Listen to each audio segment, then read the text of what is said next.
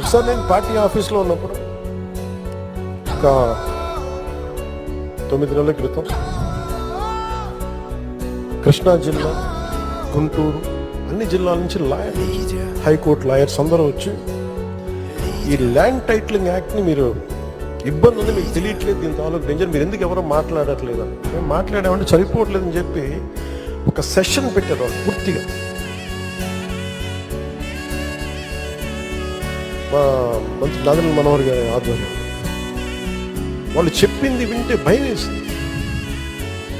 అందులో మరి ఒకరు చెప్పింది, నా పొలంలో నీ ముఖం ఎందుకు, నా తల్లిదండ్రులు ఇచ్చిన ఆస్తి, నా తాతలు ఇచ్చిన ఆస్తిలో మీ ముఖం ఏంటి, ఇందులో మా తల్లిదండ్రుల స్వార్జితం, వాళ్ళ కష్టార్జితం, ఈ ముఖ్యమంత్రి ఫోటో ఏంటి, పొలాల్లో సరిహద్దు రాయిల్లో మీ ముఖాలు ఏంటి, ఇది ఎటు వెళ్ళిపోతుంది, మీరు ఎవరేం చేయరా అని చెప్పి వాళ్ళు